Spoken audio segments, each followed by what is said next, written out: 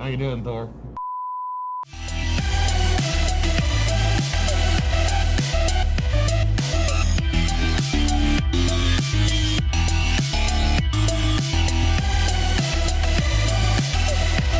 Happy Halloween, everyone, and welcome back to the Kyle Wright 425 podcast. I am your host, Kyle Wright, and tonight I am joined by none other than Baby Cakes Double D, Ochumama, Pedro Jocoso, Eric McFadden. He had no idea what I was doing. So no, but it is in fact the Halloween season. We have been talking about doing this episode for a minute, and you will notice that there are some changes down here in the atmosphere, in the display, the colors. We were doing a darker looking episode. It's a dreary kind of, well, not dreary, but like a scary, like, you know, kind of looking thing, and deal with it. It's going to be awesome. So these ghosts that we got over here on the curtain look really awesome. Can't really see it with the fog right now. Now the fog will dissipate eventually, but that is a fog from Spirit of Halloween. No, it's not. No, it's from Lowe's. Oh, that's right. You said that you compared like prices and stuff, and it was actually a really good. I got a really, really good deal on it, like a really good deal, and that's why I bought. And there was only one left. It was almost like it was meant to be. Yeah, so we've done some. We've done a shitload of it, and the juice has barely moved. It's impressive. It's been in the front yard, testing stuff out. I've tested the fuck out of this thing. And in fact, when the very first time that we ever tested out this fog machine, which by the way, if you are not listening to us or watching us rather on YouTube, make sure you do so if you're listening on Spotify and hit that way you can see this subscription button, and then also the notification bell, and come over here and check this out, because this is probably going to be the coolest that this basement has looked, like, you know, in the entirety of it. And the brainchild of this is all this man over here. I just clicked the buttons. Okay. He came up with this. All right. I mean, kind of. I think that it's something we need to congratulate you for. Thank you. You made this episode very, very dynamic, and you've been serious about this episode for a while. You want to be sure that we're doing, you know, things proper for, you know, the content and everything we're going to share. So, and it didn't cost me a whole lot, but decorations for the yard, you know, I finally had a chance to have a street that's kind of a little more traffic on it. Yeah. You know, compared to where I was, where it was like a dead end road, nobody's going to see it. Mm-hmm. So, and for most of it, guys, I really just went to the Dollar Tree and made my own stuff. And it was a little bit of effort, but some spray paint and some styrofoam. Yeah. We even, I remember the one night that we were outside in the front yard, and I think it was the night that you got the fan. And to control the because we got a couple of good really good like rolling fogs across the yard, rather, you know, instead of the, you know, cloudiness that we got going on right now, which both I think are awesome. They're both, you know, it's too hard to control that outside, though. It is. If Thor wouldn't have moved, for the most part, this would have stayed on the floor. Yeah, that's we'll get to that in a minute, because that was the story I originally was going to tell, but I do want to tell this because this was awesome. But it's the thickness of the fog. Yep. So you know where that's going. But essentially, we were outside. You had the fan going, and it completely carpeted the yard how it was supposed to. It looked fantastic. And some guy on a bike drove past our house and just started like, he was like, he honked his horn. Yeah. So it was kind of cool to have like that moment of like, man, like, you know, the neighbors are digging it. You know, it's really awesome. Our super awesome neighbor that is on the one side of us, won't reveal his name, but he is a retired veteran, and he just absolutely like just had a ball like with us, like playing around with us, like as far as like, oh, he's like, I was about to call the fire department over there. Like it was great. So, you know, I'm glad that everybody, like, again, I'm not having the fog machine out. Actually, we haven't had any decorations out since you've mowed, right? But I didn't want to do, so with you saying like just basically raking, tomorrow I'm gonna probably put the stuff back out there and start getting it back ready, you know. But Kyle's got a pretty cool location as far as like where we grew up and stuff. Now, I feel like Mom's house is going to get more traffic just because probably. It probably will. Yeah. So as far as that goes, I may start going up there and doing it because I mean I'm hoping you'll do it with me. I'm that asshole that I'm getting a chainsaw with that mask that's sitting behind me. Like this is I'm gonna be that guy that's chasing the kids, scaring the fuck out of them. Because we had something like that when we were growing up, you know, at the top. And that was like the highlight of Halloween, man, going up there and trying to, you know, get through that. Cause he, and it was just slow over time, like how he built it. And it just became, and they gave out badass candy. It was king size candy bars. It was if you could make it through the yard in the essentially like, you know, open-ended, you know, haunted house that they created. With the front yard. It was, I mean, there was a lot of places like that around here. Luckily every cul-de-sac, town, you know, street or whatever you want to call it, depending on, you know, where you are in your life, you know, they've all had banging Halloween spots. Yeah. They've all been a lot of fun, and you can tell that people genuinely care, you know, so it's honestly, I believe that this year is going to be way better than last year. Well, yeah, it was torrential downpour last year. Yeah, which, and by the way, just anybody that goes trick-or-treating in a torrential downpour, you deserve like double candy. Like that is like, that it's, you are dedicated to that fact. Yeah. You know? It's like, we definitely need to start throwing some money together. Because I mean, I'll go get candy. It's what I'm saying. Like we'll go get candy. I just don't know how much to get. I've honestly never passed out candy.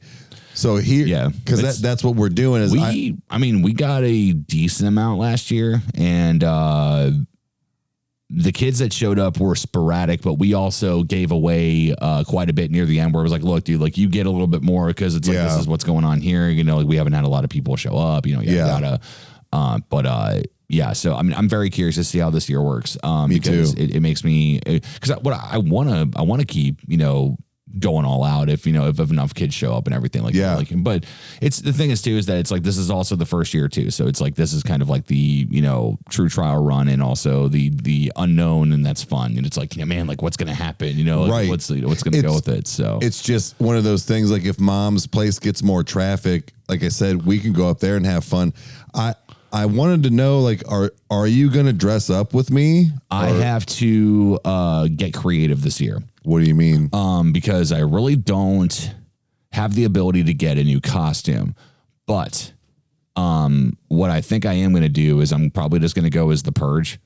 That's what I did the one year at a Halloween party, and it was just like, man, like that was a really easy and very effective costume, because it was just blue jeans, black tennis shoes, a black zip up hoodie, and then I had a V for Vendetta mask that Luke let me borrow, and I just carried around an aluminum Batman and just walked around. You know, it was kind of eerie, because it's this idea that it's like, this is a normal person, but it in a way, now that I've got something to compare it to, it kind of reminded me, excuse me, it's all that water I've been drinking. No, it kind of reminded me of American Horror Story Cold. It kind of, like, it has that creepy nature of, like, you know that these are people wearing these masks, but they're not showing themselves, and anything that you can humanely interact with, you know, or relate to is covered. Yeah. So it's that kind of thing. So it was simple but effective. I actually kind of thought about going back to Spirit Halloween and seeing what masks were left, because I've got a pretty righteous set of coupons left still, where, I mean, like, the masks, they seem to have an abundance of, which is kind of crazy, but I know people are buying stuff. I mean, I think a lot of people go there more for like the decorations. Yeah, Spirit of Halloween is a store that I really didn't visit that often. More so, I visited them kind of like in a random week in October. And it's like, we've taken our nieces there. We have been there on our own, you know, so it's kind of been this periodic, you know, kind of thing. But that's not a place that I really have visited that much.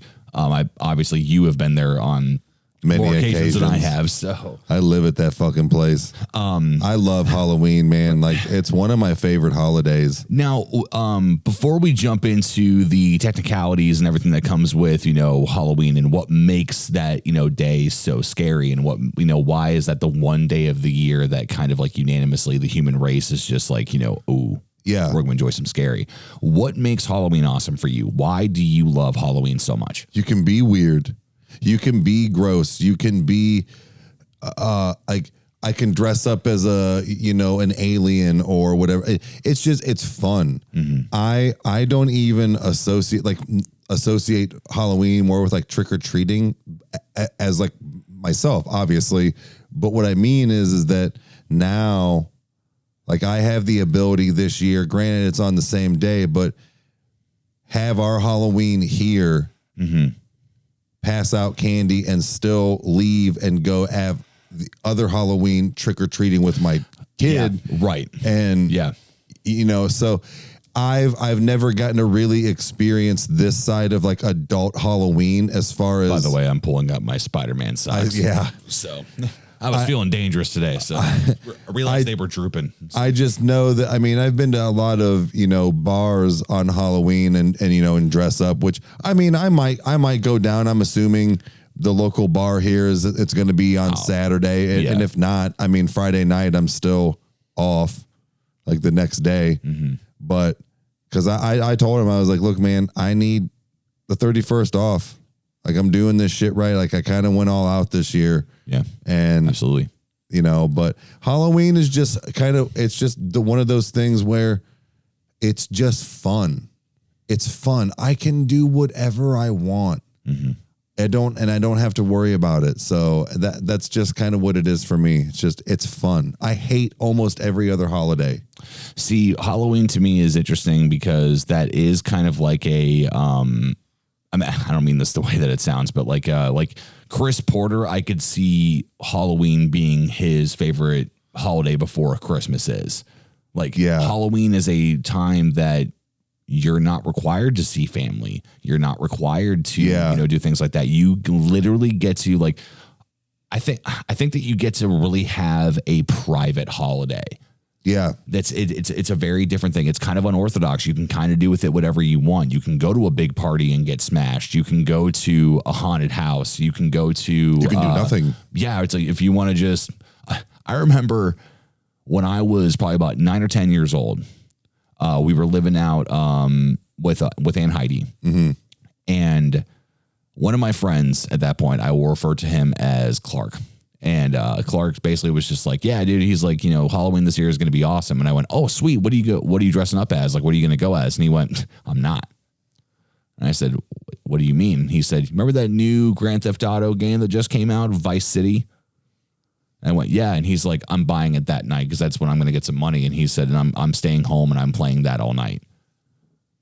That was when Grand Theft Auto Vice City was brand fucking new, and it revolutionized everything, when it came to those, mechanics. He was how old? You guys were how old? I was 9. I think he was like maybe 12 or something, maybe 12 or 13 or something. There was a slight age gap. But I wasn't there like by myself. I was there with like, it was like a big group of friends or whatever that I ran with. And he was kind of like the older kid of the group that would like, I think I know who you're talking about. Yeah. So that would seem weird, but if you know him, you're like, yeah, like he's just, it made sense. Cause like, it was kind of like we had all been friends for so long, it was just like that. It happened to be the time that it was just a little odd where it's like, that's kind of, I don't mean odd in a bad way, but that's kind of how like Anna and Howard are like, we've only been friends for a short amount of time and we've never like really met each other. Mm-hmm. But I feel like we've all been friends for like a long time. It's weird how you kind of get that sometimes, but right. So is that what you like about Halloween is that it's like, you can, like you said, you can do whatever you want. We both kind of that in the fact, like you can be goofy and prank or you can do nothing. I love Halloween because it is the one time of the year that, now the perspective has been flipped. Is that originally it was the hell yes, I get to go get candy, I get to go dress up. What it's changed into now is I absolutely love watching these kids come to my door, and all of them have such creative costumes. Yeah. I saw a kid that was, I think like maybe 2 or 3, had a Buzz Lightyear costume on. And I'm like, and I get it. They've made Toy Story 4 and everything. So it's like, it's not like it's this ancient film, but dude, like that resonates with me. It's like, I look at that and I see myself. Right. You know, I love that. I love seeing like you're going to find this out, is that you're going to find kids that are across the entire spectrum, and not necessarily in age, but in how serious they take Halloween. Some of them, have just thrown on a sheet and they're a ghost. Some of them are people that are damn near cosplaying. Like we've had some people show up that, that had some very impressive costumes. Now, not to the extent of a cosplayer, but somebody that at least tried their hardest to make their own costume. I think we had a guy show up something to the equivalent of like a Jason costume.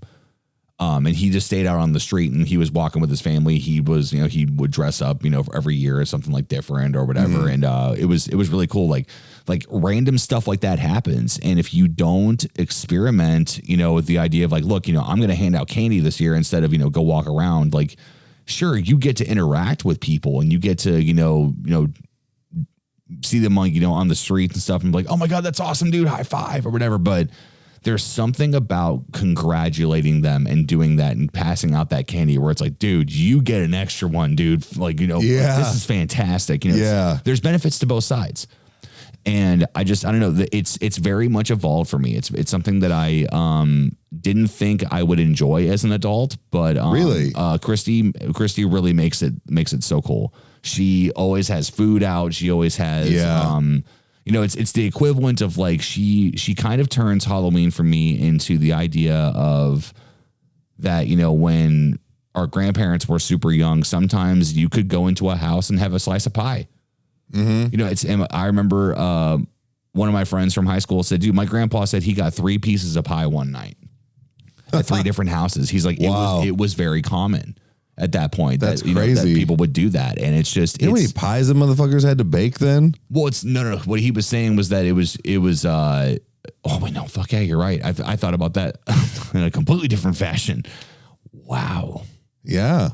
There was just some really good-hearted, God-fearing woman that just loved making cherry pies and loved making people happy or kids happy. So, speaking of like cool houses, Aunt Heidi's house was always, dude. I am so happy you brought her up, because I actually was hoping we were going to get to that, and I almost forgot about that. So yeah, man, like her costume was always so simple yet effective. Yeah. It was just, she had that, I believe she would have like the witch hat, and she would put on her big black dress, and then she had the dark black lace over, and she would do her fingers black, and she would just do one of these like, come here. Mm-hmm. Oh, and again, with all of her like great sound systems and stuff, she would blare Halloween creepy sounds. Dude, her place was, again, simple yet effective. Yeah. She didn't like decorate all of her yard, but she had a little strobe light, I believe, at one point, and then her loud music, and then with her sitting there, fucking creepy, dude. It was awesome. She always, what always made me uncomfortable with her costume. And now, number one, this is our Aunt Heidi. Yeah. Like, so like, I know there's nothing to be afraid of. Like, she literally would just like, looked at me right before she went out, lifted up her veil and went, give us a squidge. And she would give me a kiss. Like, that's always her thing, is that she got it from Hook. And it's when Robin Williams looks at, I can't remember the actress or her character's, or it's, I can't remember her character's name, which is Peter Pan. I should know this, but essentially, he just looks at her and goes, gives us a squidge, and it means give me a hug, like give me some love, give me give me something like that. So like, I always just remember that was always something that she would always do, and like, so it's like, that literally has just happened, and then she'd go out on the front porch and she would sit in this chair with this table that she has decorated to the 9 with crystals and with a cauldron that sometimes had smoke coming out of it, or like, you know, or like whatever, like fun lights that she could find and she could get creative with. And she wore a black veil. And it was so dark, like nobody can see her face. It was, and like, it was incredible. The way she sits, the way she hands out the candy, the way she doesn't say a fucking word. No, she doesn't say a word. She'll if you are able to come up to her porch, she will grab it and drop it, and then place her hand right back on it and wait for the next one. And I remember one year she said. She's like, oh my God. She's like, it was really hard not to laugh. Like, she's like, it was so hard. She said there was this group of kids that came up and two girls walked up to the porch, just put their hands out with their bags. Just she, with her long black fingernails. Yes. And they're like curved in such a way to where you're like, you shouldn't be able to do anything with those. like not even like, I don't know, open doors or some shit. Yeah, but she's grabbing candy. She had a system, and she would just place her hand down and just grip and then drop it. And then the second one, she did it. They both closed their bags. And packed up, got to the sidewalk, and then shouted, "Thank you." So, yeah, she's just a legend, man. Like she in every aspect, like truly, like, you know, from the hospitality, the music, it's all the memories, man. Yeah, like it's just that I really don't have a bad memory with her. Well, you won't. What? No, what I'm saying is that it's like, you know, like there's always a time that, like, you know, somebody's, you know, I don't want to say true colors, but like, you know, maybe like, you know, like you could, I say that for her because, you know, mom and my biological dad and my step parents have, you know, issued out punishments before. Yeah. So it's like, you know, so now I know Aunt Heidi will crack you if you need it. Like she'll lay the law down. But the thing is that it was never done in a way that ever made me feel like I was inferior. No. She was, I think that comes a lot from my mom and papa. I think that there's a lot of that comes from that. It really does. And that's the thing is I've just always associated Aunt Heidi with stuff like Halloween and things like that. She's the fun aunt. Yeah. And that's where, like, not the one that's in the wreck. Not I can't fucking talk. Not the one that's a wreck, by the way. No, you know, like, well, she's not like Roseanne Barr or whatever. No. Like, you know, but like, and speaking of Aunt Heidi's, so real quick before we venture on to this this actual podcast, but also the whole reason why we're here. But I also wanted to point out is that Aunt Heidi's house would probably be considered creepy to some people with all the dolls. I forgot about those. How they're out. It's just I haven't been there in a second. So like I used to sleep in the bedroom. Yeah. Or sorry, no, actually, sorry, it's the office. The office that they turned into. She turned into one. But like those never creeped me out. It's not like she has a ridiculous amount. She has very, very good dolls. Very good, very expensive. And a decent amount of them. Yes. You know, and it's not like her entire house. No, she's, oh my God, no, she's not like that weird girl on the street that has. No, like, yeah, let's be. You literally have to sit on lawn chairs because there's no room. You know, so. But that was always one thing I associated with, where she would have a cool house to like have a little haunted house in with that. Yeah, which I mean, her house was haunted, so I mean, it worked out well. But yeah, that was just one of the things. Aunt Heidi's trick or treating, passing outer thing. Was it passing outer? Yeah, passing outer. I said that shit. Anyways, all right. So Halloween, we're a half hour in, so we're good to go. No, I love it. Okay, so Halloween. Do you know about the true origin of Halloween? Like, have you ever thought about how it started, or like have ever looked anything up? Like, are you aware of any of that? I thought I heard something a while back that It was it's the Night of the Dead, and didn't they pass out? It wasn't candy at first. They passed something out to like keep the spirits away. Yeah, it's a very very self-aware holiday in the aspect of that it's like, look, this is meant to help you on this day. Yeah, like this is, you know, it was like the way that I always kind of perceived it is that it was a requirement. Like, as far as like, look, it's like, you know, if you were a believer of the supernatural and everything to that effect, it's like, it's a way to protect yourself, you know, and it's something that is, from what I understand, was taken very seriously. It was like, you know, look, it's like, you know, this is, you know, something you should do, you know, but, yeah, there's been aspects of Halloween that have changed over time, as far as like, you know, there's, you know, we don't obviously do jack-o'-lanterns, you know, for the reasons why they were originally intended. We do them now because they look cool and because people have always done them on Halloween. Speaking of, I need to carve my faux pumpkin. Oh, that's right. Yeah, that's right. We still haven't done pumpkins. Yeah, it's getting close. We'll make it happen. So essentially, what I wanted to do was that I wanted to make sure that I was doing this the right way, that I was going with the right origin, because some people can try to, you know, sell you bullshit online because you know, everything online is, you know, true, right? Of course now. So, just to kind of give some context here. So Halloween's origins date back to the ancient Celtic festival of Samhain, which it looks like it says Samhain, but it's actually pronounced Samhain. Okay. The spelling for it is Samhain, but it's pronounced Samhain. The Celts who lived 2,000 years ago, mostly in the area that is now Ireland, the United Kingdom, and northern France, celebrated their New Year on November 1st. This day marked the end of summer and the harvest and the beginning of the dark, cold winter, a time of year that was often associated with human death.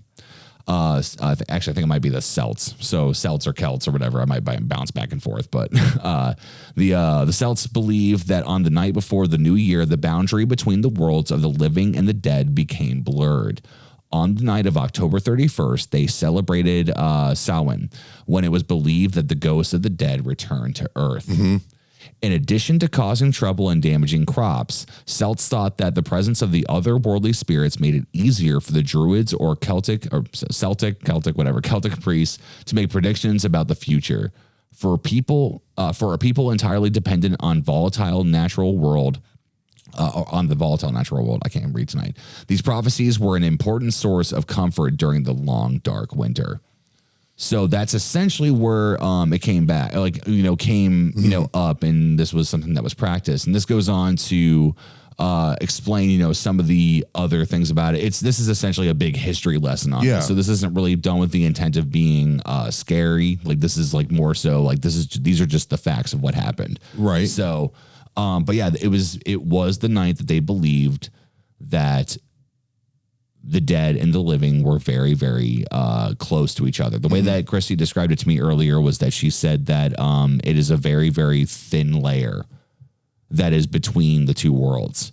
So essentially, it's easier for spirits to be able to get through and to be able to communicate or to be able to haunt or to prank or to contact or anything that they want to do. They can roam the earth. It's their one night. Yeah, it's kind of has that cool mentality as like, American Horror Story. It's that, the one night that, all the spirits of the murder house are able to roam, and do what they want. It's so, but they have to come back in the morning. Right. So it's, oh man, that's just the one night a year they can, they can go do something. Yeah.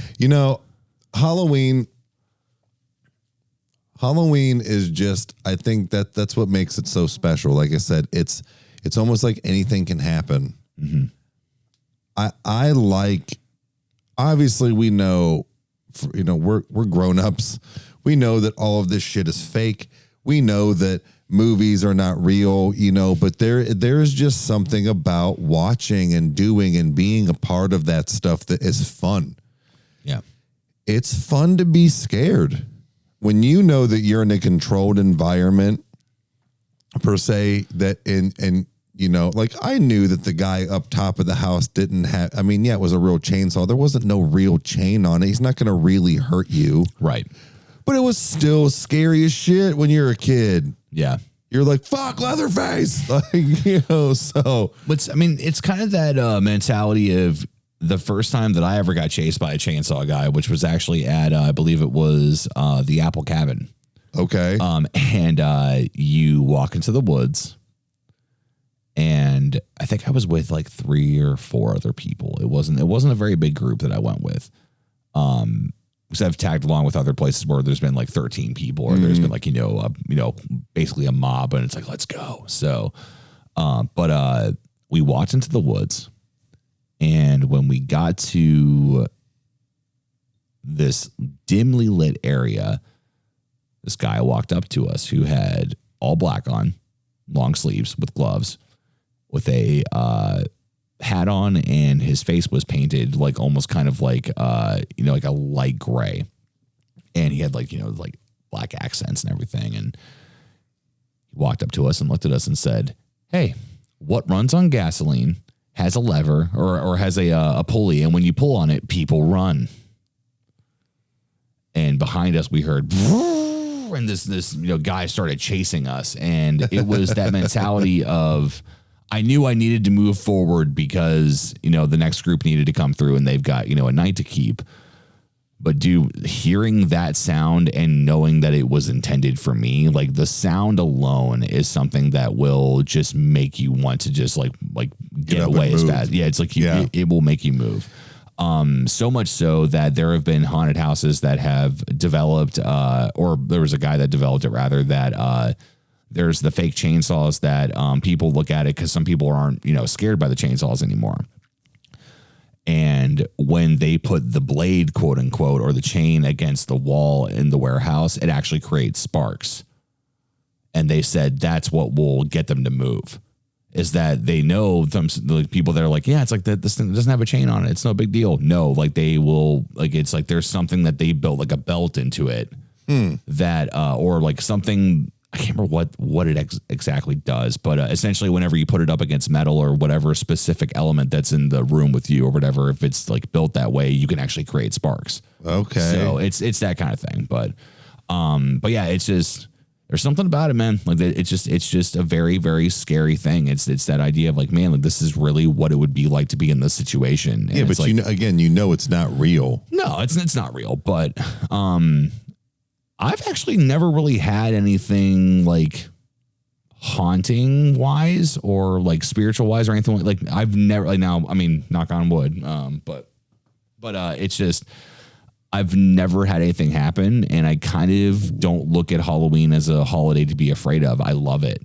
It's fun. Again, it's fun. Yeah. It's so, I mean, I don't know if that like doesn't lay credence to the original, intention of Halloween of like, for all we know, October 31st genuinely could have, the, thinnest veil of the dead. I think it's it could be a real thing. All things have to start somewhere.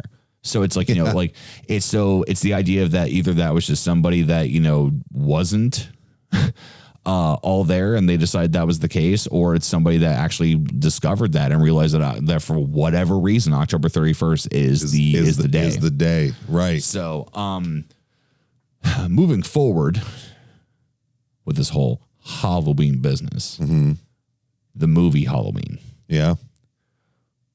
Where does that stand for you as far as like, being,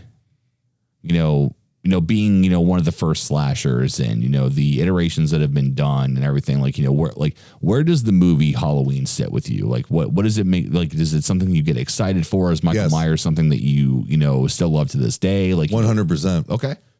So, I actually take me through it. Well, so I have to give kind of a little bit of a shout out to a friend of mine, Hanada. Her and her husband, Cliff.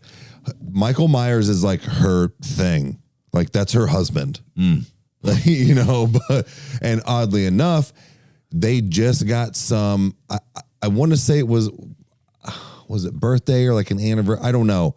But they got like professional photos done, and he is in a Michael Myers outfit, like a good mask and a knife. And like, there's one where she's like leaning in to like kiss him, and he's like got the knife up, and like, It was amazing. That was probably the coolest thing I've ever seen. And to me, right there, that's one of those like funny memes. Like, if you ain't trying to take photos like this, don't even DM me. Yeah. Like, yeah, right. on some real shit. Like, that was really cool. And so I had to shout that out on social media. Yeah. So a little more than just a Facebook thing. Like, that was really cool.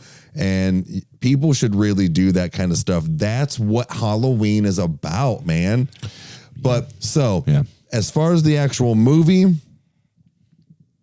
I mean, obviously it's 100% top 3 between Jason and Freddy, because that is the only 3. But there's other movies and slashers, but Michael Myers, I think, is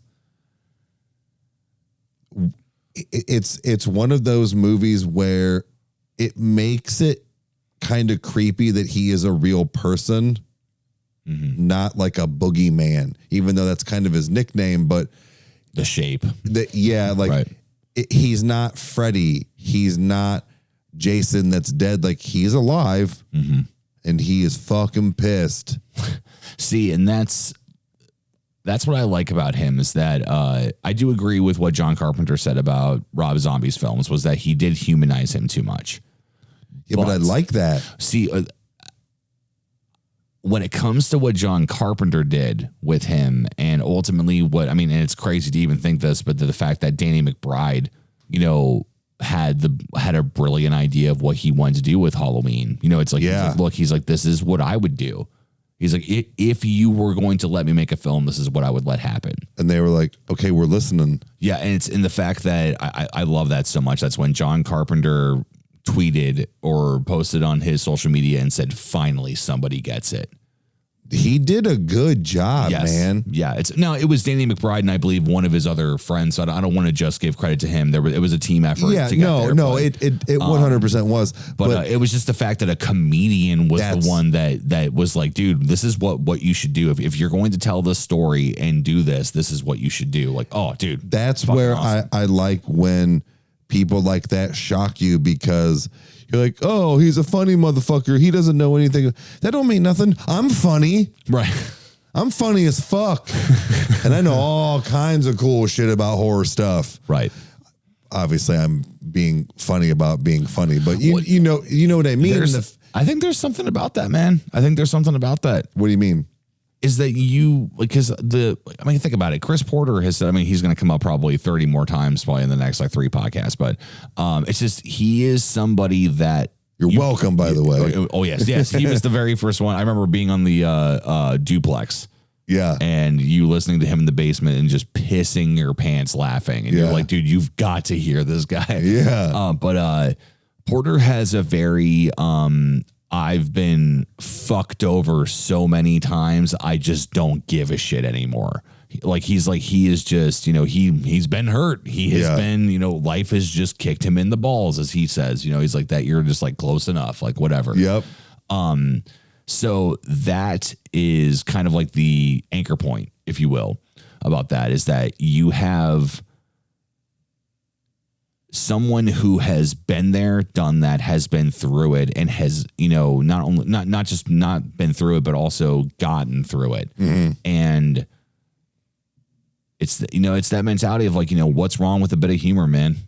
What's wrong with laugh? It's like it's what Billy Gardell told you, like, for like, what was laugh, laugh, man. Like, just laugh. It's like, there's so many videos, so many jokes, so many moments in my life, so many things that, have been the reason why I've survived. Mm-hmm. Like if I didn't laugh on that Saturday at 9 p.m., I would have just thrown in the towel and I would have just given up. Right. It's like, whether or not that means, something crazy or whether or not that means something subtle. It's the fact that I think that there's so much that comedians or people that have the ability to be funny go through, that it's no surprise that they should be able to think of something that is dark, genius, that's dark, that's sadistic, that's like being able to think of things that, like, when you scare yourself and you're like, man, where did this come from? Mm-hmm. So Danny McBride, Jordan Peele, just like all those guys, like there has been. Have you seen that movie? I've not seen Get Out. Have you seen Us? No, Us I've heard is fantastic. I have not watched it. It's weird. I know that some of the directions that they took with one of the actors, I was really intrigued by. The actress that plays the copy of the mom. The whole she did the whole fucking hand thing, even watching the trailer, I'm like, oh god, that's it's weird. There is something about that film that it just looks like it is very hard to watch. It's as far as it is with these other copies of them, it's just it's this disturbing kind of mentality. I feel like that's one of the it's a movie that is. It's cool without being super, super graphic. It's a very intense, kind of thriller. That's the difference between something like that and the movies, like the Halloween movies, is I feel like the Halloween movie franchise has a good suspense thriller with gore and slash in it. Yeah. I've always enjoyed it's like a fucking anxiety attack the entire film. Yeah. For all of the characters, they're just oh my God, he's here. And he's just always fucking there. See, that's one of my favorite jump scares. If you don't know what's coming from, I can't remember what Halloween movie it is, because there's 80 of them, but fucking love it. It's the one where, it's the one with Paul Rudd. I think it's Halloween 5. I think. I think so. Essentially, the cops are in the house with them, with the people that are left, that have, that Michael Myers is after, and there's a rocking chair. And you see this guy rocking in it, and it looks like one of the cops. He's got his shotgun, and he's sitting, he's just looking out the window, and they kind of walk past him, and they're like, how's it going? He's like, oh, everything's fine. He's like, just, keeping an eye on things. He's like, I'll let you guys know if I see anything. When they cut to him later, the room is dark. And he's got his shotgun, and he's still just rocking back and forth. And you realize it's Michael. He already killed him. He told them, I would keep watch and tell you guys if I see anything. He's a cop. You should be safe. Mm-hmm. You're not. Exactly. Michael Myers has a very different scare factor. It's the idea that he's like tactical, kind of yes. He's strategic. That's what I was thinking. If you have a dark corner in your house, he gonna be in it. It's over. Yeah. You will. There's no fighting against Michael. There's no pleading. There's no justifying. There's no reasoning. He's very stealthy, and then by the time he's already there, it doesn't matter. Like you said, right. Yeah, there is no reasoning. You can't say, please don't, all of those things. He don't hear that. No, he doesn't. And it's, I mean, obviously every Michael Myers has had a different motive for what they're doing. Like, one was just, with Rob Zombie, it was just, he was the product of a completely chaotic and nuclear environment that was just unstable in every sense. Like using the restroom itself was a fucking battle. Like I really enjoyed his films. I'm sorry. I liked the first one, not the second one, but that's just me. But yeah, you just said it was a little too graphic for you as far as like the gore. At the time of my life, I was not into it because of the fact of that there was so much sexual content, which is weird because it's like, I'm a dude, I should just be into that. But, yeah, but that doesn't make a movie. No. Unless you're watching porn. But it was just one of those things where it was just like, God, I get it. Okay, you've had 40 topless chicks in your film. You're Rob Zombie. You don't give a shit. Dude, shock me. Like, yeah. I'd be more shocked if you did a court case room where everybody has their clothes on. Like it's just like, it's one of those things where like, it's like, I feel like Rob felt like he had to ham up the second one so much where it's just like, dude, like you're only doing this because you know it's going to shock people. You're essentially trying to be Tom Six. So it's like, I don't know, like it's Tom. The second one just, I don't know, like I remember seeing the first like picture releases of Halloween 2. And it was Laurie in a stretcher. being taken to the hospital with a boot on her right leg because she broke her leg when she came out of the balcony when she got tackled, or no, the balcony, or the top floor of the Michael's house when she got tackled, and it's like she looked awful, like what the hell that she had been through, and you realize like how horrible that Halloween night was for her, and it's the hospital. It's what happened in the original Halloween too. It was the entire night it was still on Halloween. Yeah. And it was taking place in the hospital after she escaped. That is horrible for Laurie to have to go through, the idea that it's like, I just got away from this and I can't get away. And Rob Zombie's Halloween 2 starts like that. It starts with the first 5 minutes, and then after that we jump like a certain amount of time later, and it to me just felt like it was just like, how horrible can I make my cast? And not in like the fact that they can't act, but more so just how much of an asshole can everybody become? And it just got old, man. I'm like, dude, I would like some light. Like, I don't want to just sit here and hate my existence the entire fucking time I watch your movie. Like that's essentially what Halloween 2 was for me. It was just brutal. It was unnecessary. So but that's just me. But I recently watched the new Halloween with Jamie Lee Curtis with Riley. Mm-hmm. And I was putting Chandler to bed. Ashley was like at the store or something with her mom. We were kind of sort of trying to carve pumpkins. This was just like 2 weeks ago. And I was trying to play some of the originals for it. They just weren't working right. And it's October, everybody's watching, but that one started to work and I explained it to her and she was like, okay. And she was kind of getting antsy at first. She's like, is he going to fucking kill somebody already? I'm like, yeah. And so he finally started killing people and she was like, sweet. Well, at the end, like I said, I was putting Chandler to bed and I wondered if she was going to talk about this. She's like, well, at the end, they ran downstairs in the panic room. Yeah. And she was like, oh, she was like crying and she was pleading for her life. And then all of a sudden she went, gotcha. And then aimed her gun and she's like, she was just faking it. I'm like, wasn't that cool? Mm-hmm. To me, I liked that.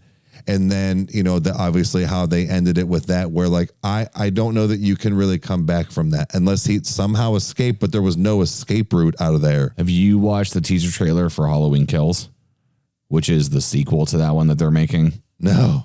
Yeah. It's happening. They're going to franchise it again. I can guarantee they're going to franchise it. And I can't believe I am saying this. You're over it? I can't fucking wait to see what they're going to do. Oh, okay. Genuinely. With number one, I am happy that let me start fresh. Jamie Lee Curtis stated multiple times she would never, she was not going to do this anymore. She was done. She's like, this franchise has been ran into the ground. I'm over it. Like, I want to just enjoy my time and just, maybe it's like, what if I don't want to act? Like, I don't have to do this. So they killed her in Resurrection. That was her goodbye. That was I'm done with this. You need to kill Laurie Strode. I'm moving on. Yeah. And then Danny McBride has a meeting with John Carpenter, and it made Jamie Lee Curtis say yes. Yeah. That to me made me wake up, and I went, okay, you better deliver. I'm like, I'm coming into this with the highest of expectations I possibly can, and they fucking delivered. They did. They fucking delivered. I was really impressed with it.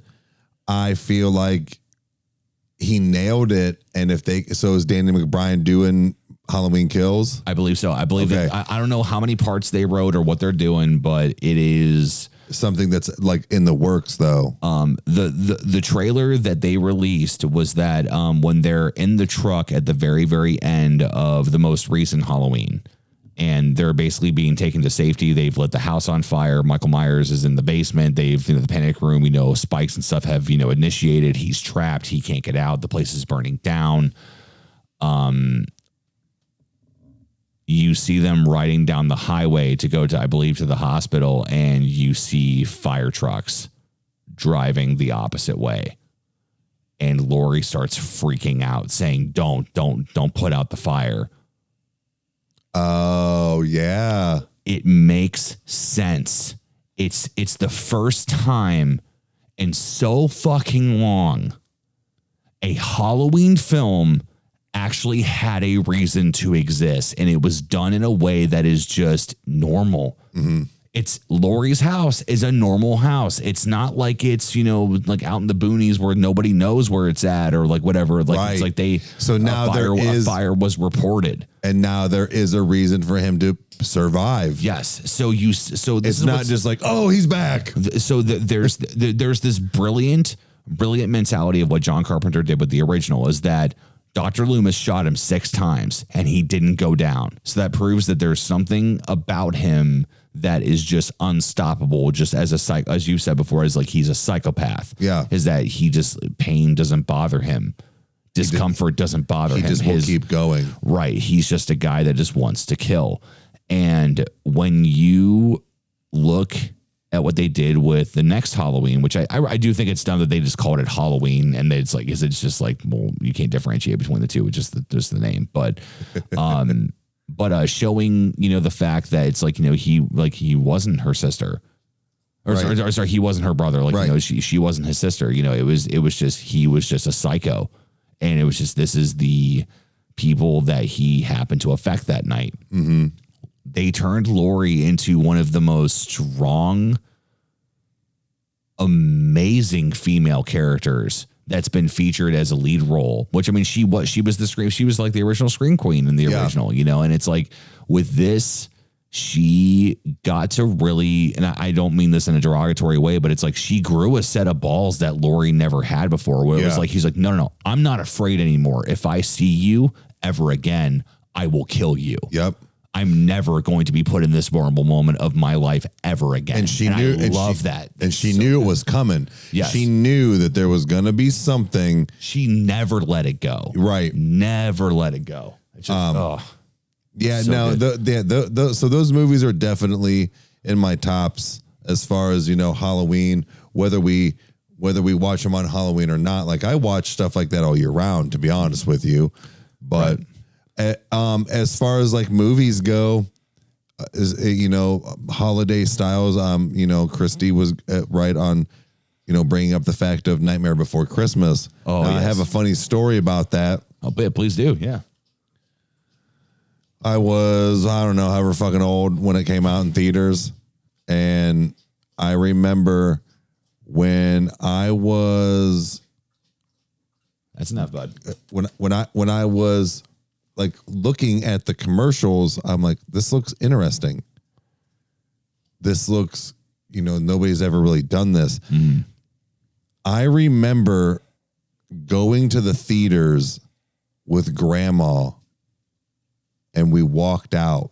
She was like appalled by this movie because of like what it stood for. Like between Halloween and Christmas. Oh, and like, okay. Yeah. And I'm like, okay. And yeah. So I didn't get to watch it till like later.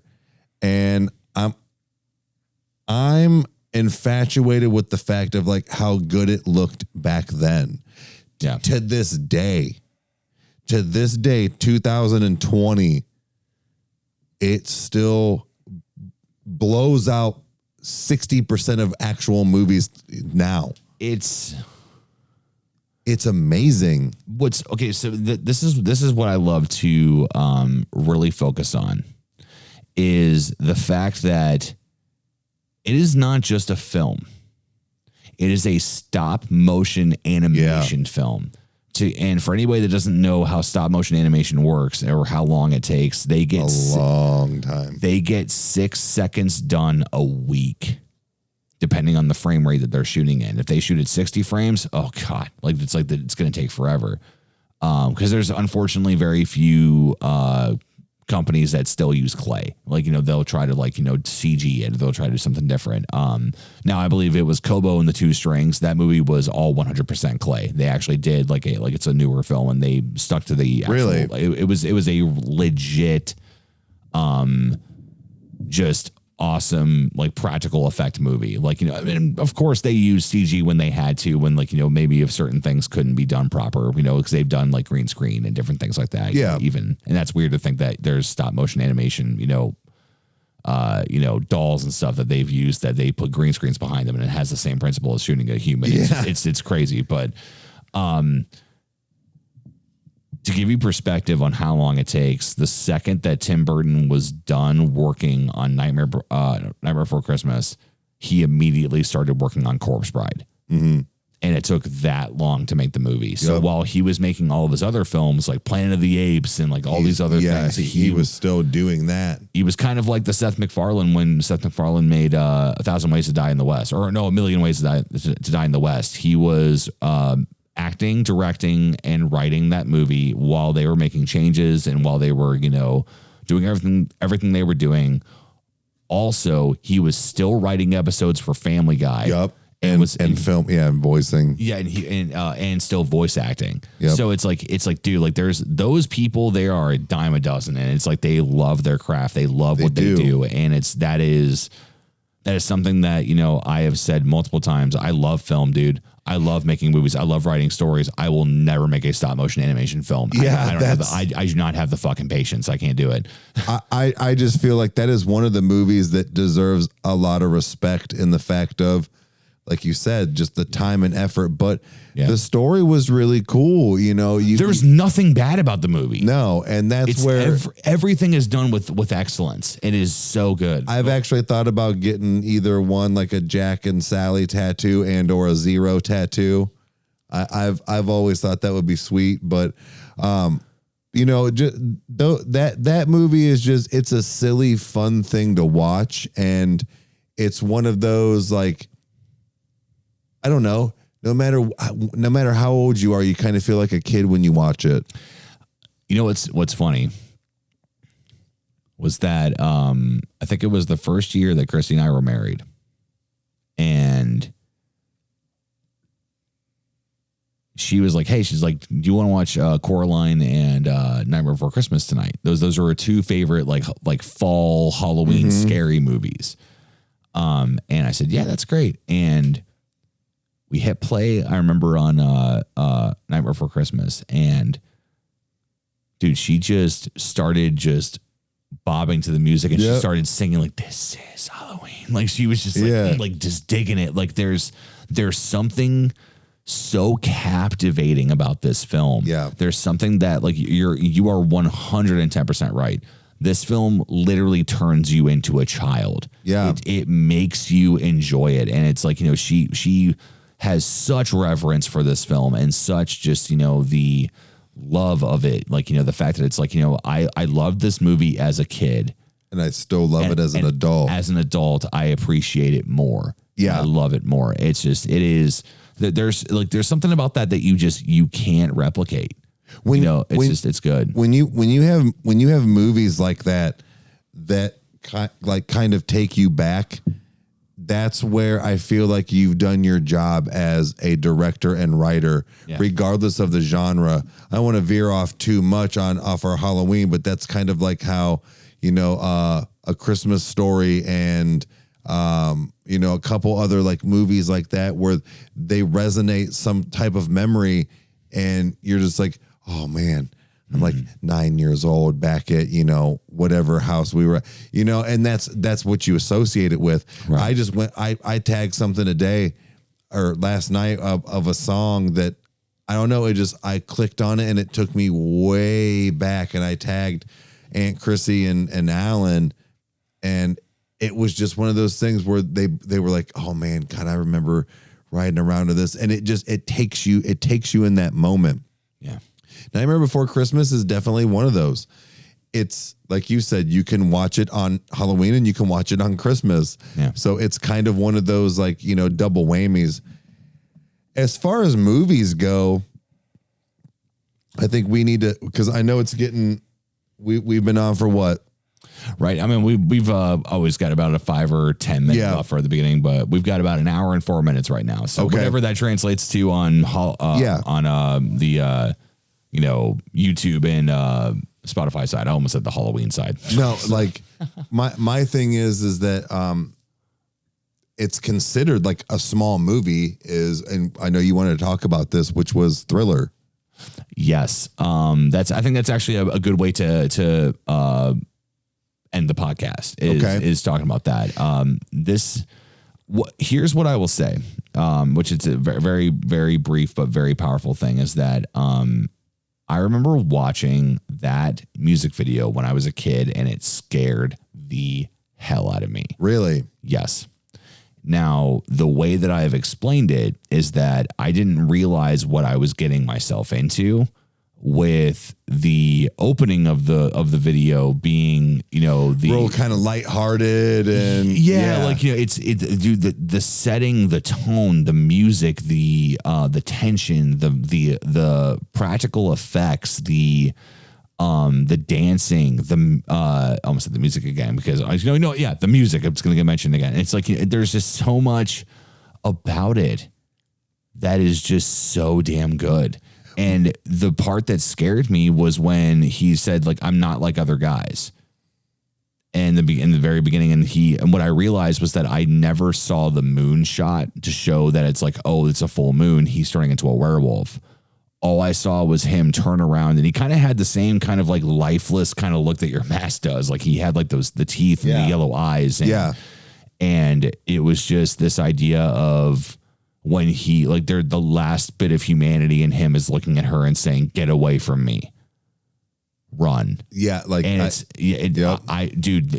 it like kept me up for like 3 days straight. Like it was so disturbing because I didn't understand what was happening in that moment. And then when it cut to the movie theater, obviously there's Michael Jackson with his date, and he's eating popcorn. That's where the whole meme comes from. Right? You're on Facebook watching an argument happen, and you're like, "Oh, this is great.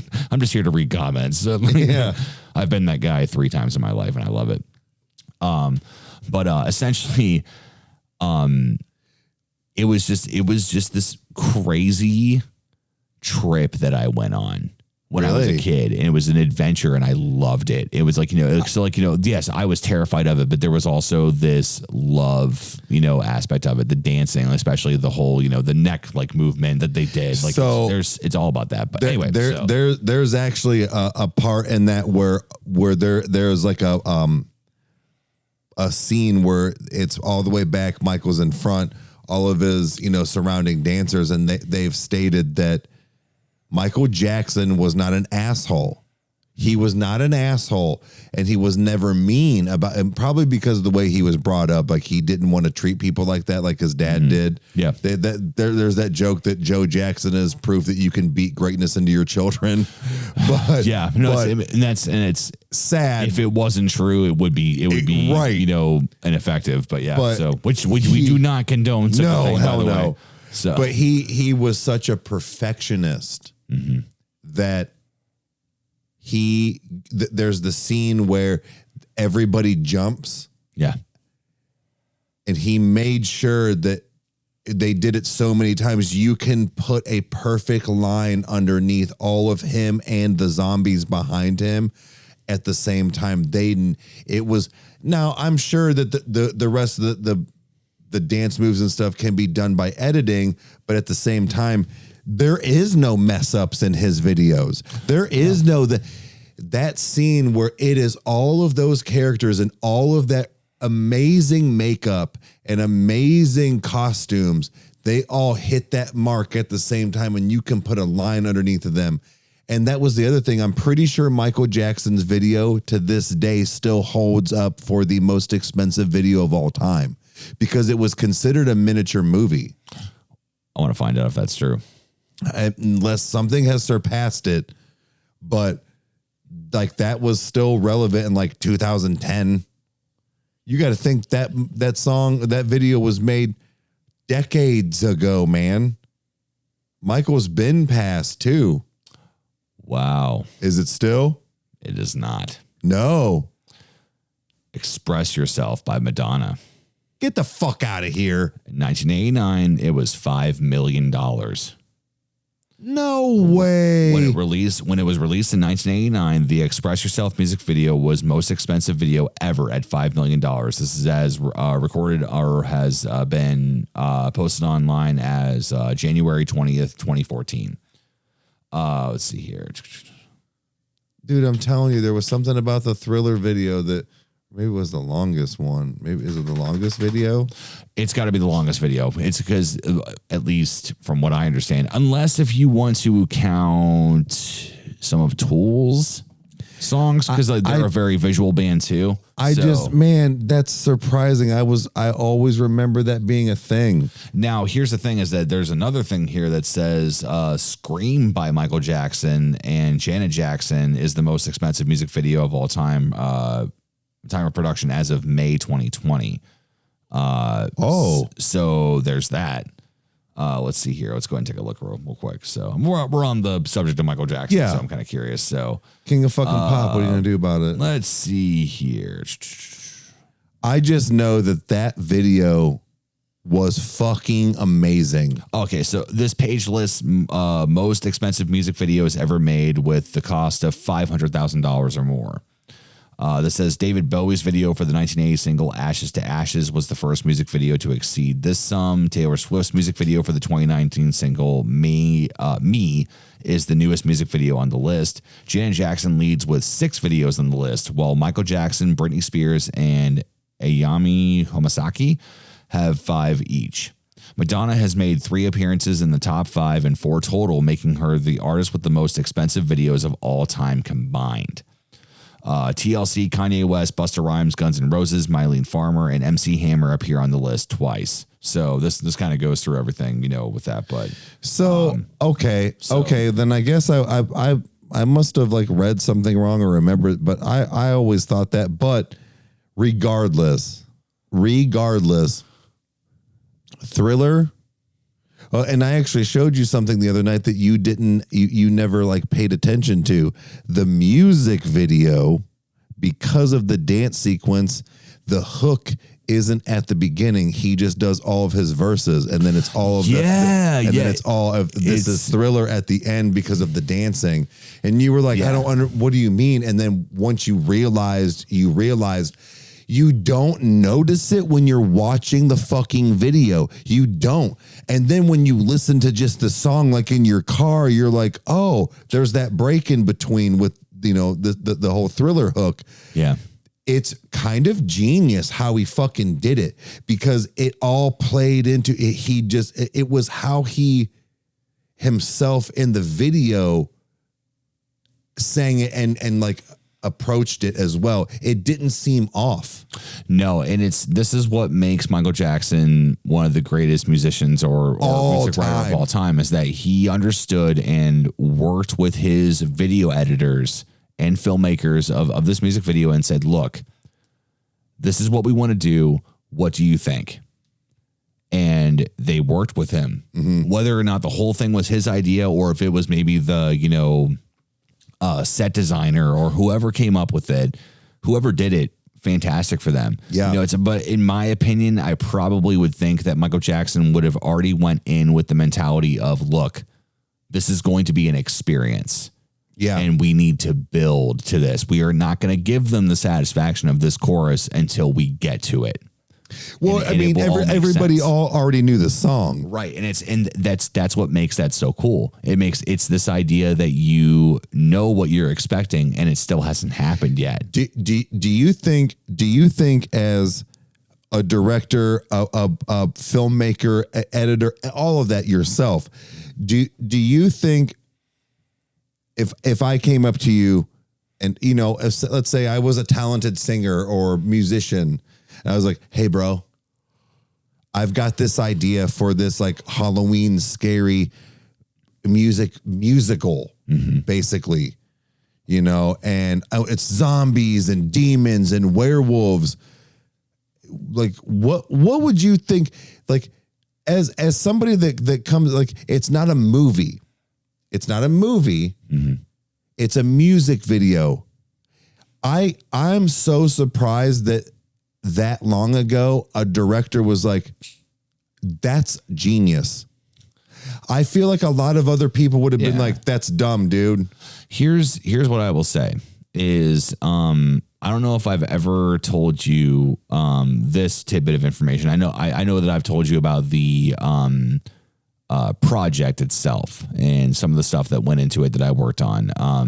So for anyone that doesn't know, there was a time period there where I was actually working with a church, basically part-time for free for a very long time. And then eventually got brought on full-time, and then some things changed or whatever. So no fault of their own or of mine or anything to that effect. It was just more so the idea of like, look, this isn't going to pay bills, so but in the same hand, there was also some guilt aspect on my end because I felt like I could have been doing more work. They were paying me very decent for it. So like there's a lot that kind of went into it, but I very much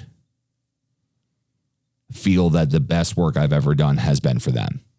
Really? Hands down. I love the company I work for now. I love, everything I've done, scary story wise, Bob the Demon, all that, which, I mean, I don't know if you can even equate, Bob on that, aspect because it's not really cinematic, but we did a Christmas special one year, and we always used to rent out a high school because that was the one year or one time a year that people show up to church. It's Easter and Christmas. Mm-hmm. And Adam pitched to me, who was my head pastor at that point, and he said, look, this is what we want the lesson to be about.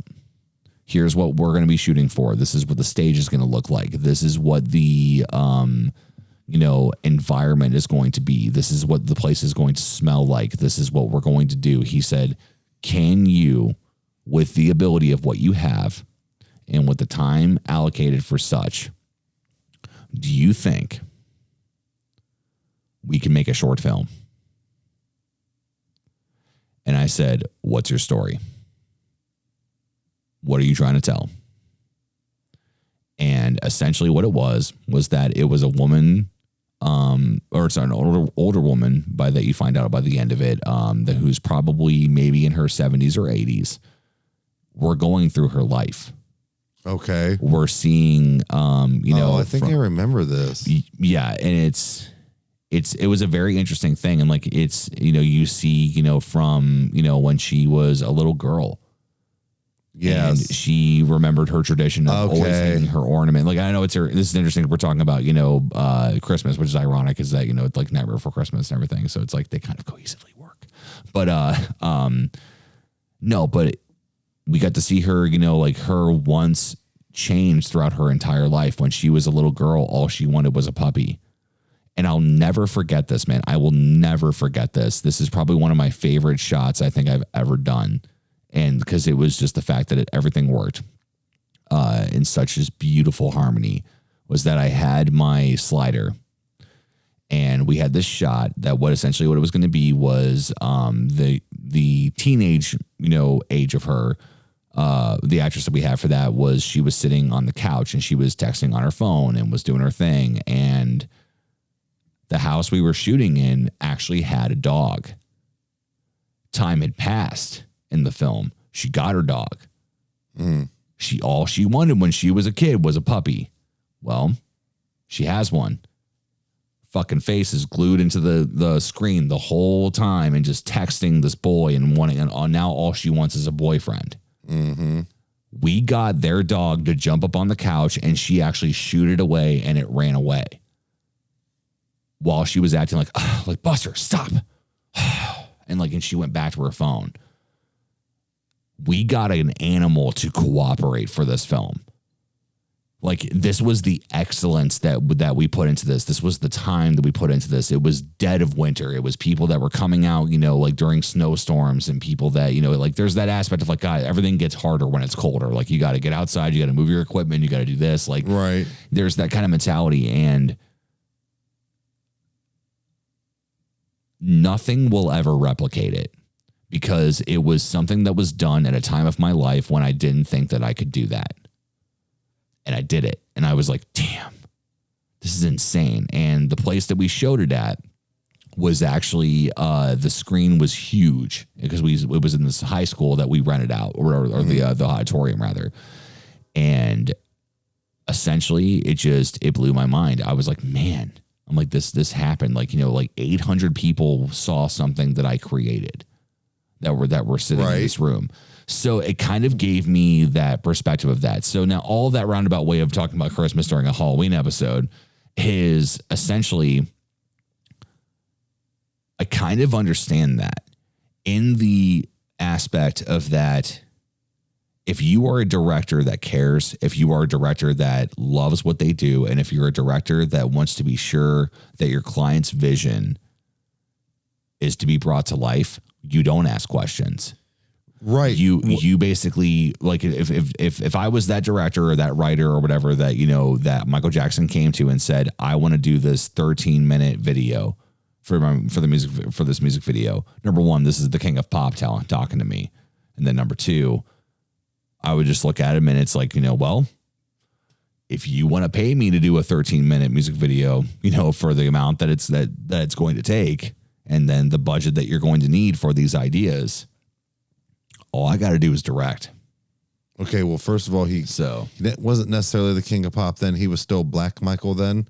So okay, that's true. Okay, but so no, that's the reference I get. I was being funny, but no, I get what you mean in the fact of like, well, if you're gonna fucking pay me, I'll do whatever you ask. But what I was meaning is in the fact of that was like that director took a chance on something that that could have been a big flop. Dude, could you imagine a bad version of Thriller?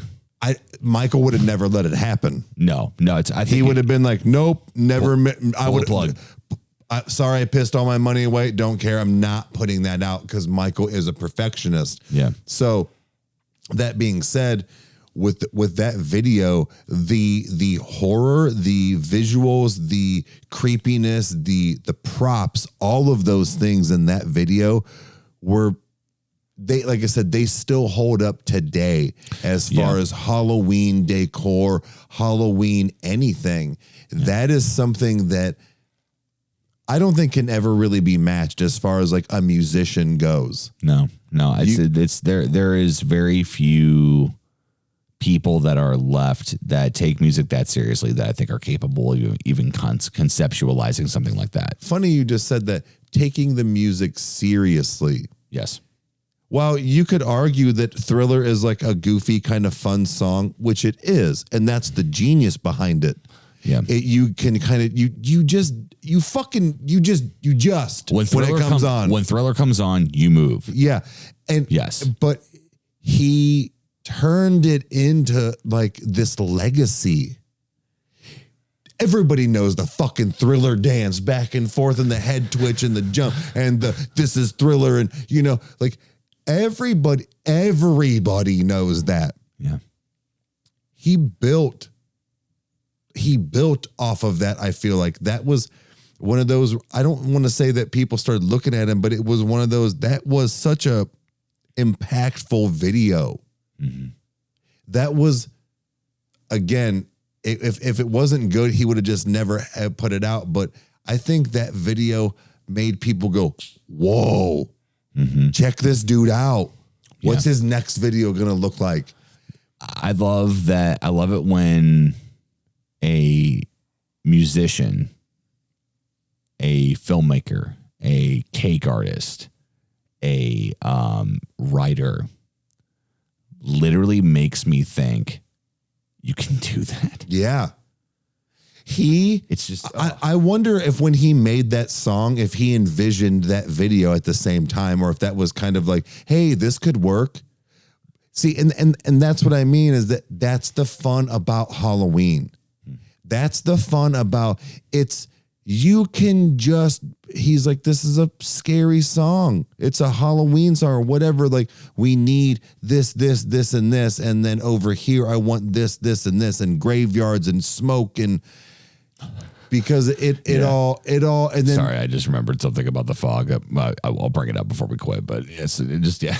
No, it's just that was something that always stuck with me. While it didn't scare me like it did you per se, which I mean, to each their own. Like I was always infatuated with that video as a kid. That was such a cool video because it was Halloween. Yeah. I mean, I like it. I wasn't lying when I said, like, it definitely scared me, but like, those 3 days did pass. And like, they're like, now granted, at that point, we didn't have the internet. We didn't have things like that to be able to rewatch it again. Like, you took MTV seriously. You took VH1 seriously. Like, you better be fucking home at 3:30 to watch the top countdown. Yep. And it's, or like pop-up video and like all those things, like, too, like that was the way that we experienced that. And the fact that there used to be these things where like you watched actual music videos on the fucking television instead of reality Kardashian bullshit and fucking what's her face from a Jersey Shore. What's her name? I don't even care. And her pussy all over the internet. I don't give a fuck about what her vagina looks like. She's just some dumb bitch. And here's what I will say. Anyways, I just went on a little tangent there. Let's say to take a breath. You need some more Pepsi?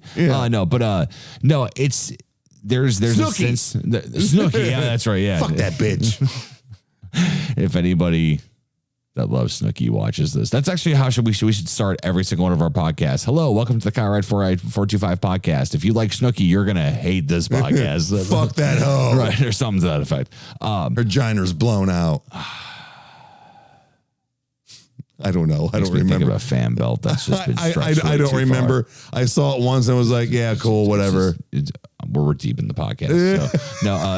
No, I said it makes me think of a fan belt that's just stretched way too far. It's this thing that was like, man, you've had such a good run. There's this time that you just. She's 24 though. No, I'm just kidding. You just gotta wait. Just stop. Just for yourself. Not for anyone else, but for you. For you. No, Snooki, make those decisions for yourself.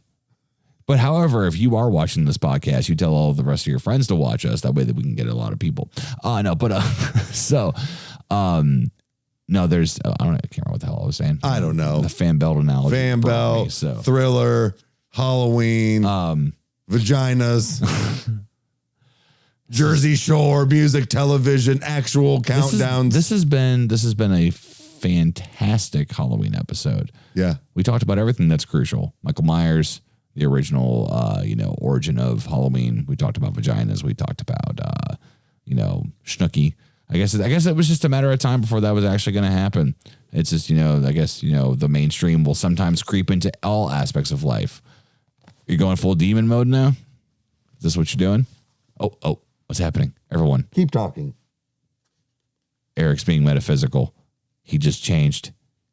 I'm going to name him Ralpert. Ralpert. Well, I just figured if we're going to wrap this up, as far as a Halloween podcast, it's a really good point, and I think that's something that we should take seriously. Well, we take fucking Halloween serious around this bitch. I bought a fog machine for fuck's sake. I'm in a mask for Pete's Dragon.